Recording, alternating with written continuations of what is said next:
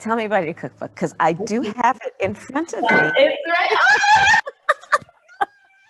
I'm gonna pass out. I'm sweating. Oh my goodness.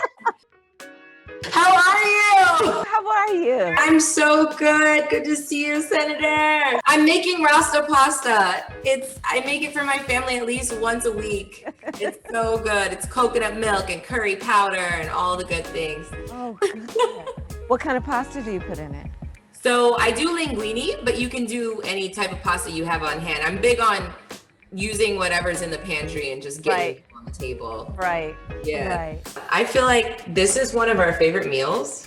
What's one of yours? I know you have these Jamaican roots, which I'm so proud of. The Jamaican dish that I probably cook the most often is rice and peas. And I saw you have it in your cookbook, actually.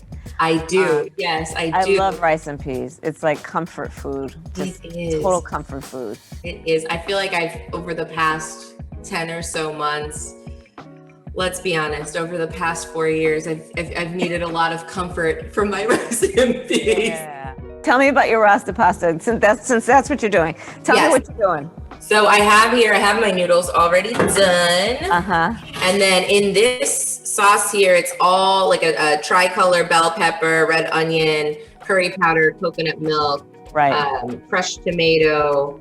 I added a little paprika this time. A little bit of brown sugar, which is my secret to sweeten it up. And then I'm gonna mix it in with these noodles here, add in some spinach. That's how I sneak in my veggies with the kids. Oh yeah, that's smart. I have these shrimp that I'm gonna cook up here. It has my jerk seasoning on it. Oh yeah, that's smart. So it's the perfect way to introduce Jamaican food and spice to my kids, and they get a kick out of it. They absolutely love it. And so I guess my question for you would be, what message do you have for us when it comes to voting this year, and why it's so important, and what we're working towards? Everything's at stake. I mean, every single thing. Everything, right? You think about the fact that we're in the midst of at least 4 crises happening all at once that have highlighted long-standing issues, right? But COVID, in terms of the public health component of it, and what it has highlighted in terms of racial disparities on healthcare in America, right?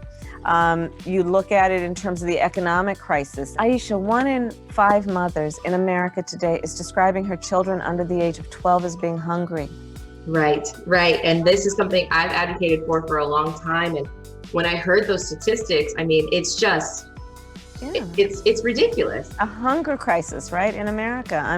And then you look at the long overdue reckoning on racial injustice in America, right? And what we must do to fight for equity and fairness and justice and equal justice. And then, and then a climate crisis, right, in California. On the West Coast and the Gulf Coast states, the storms. I agree. I feel like this is we're voting right now for humanity. And who would have thought we'd be voting for our basic needs, in 2020. So you voted early, huh? Absolutely, yeah. That's great. Yep. That's great.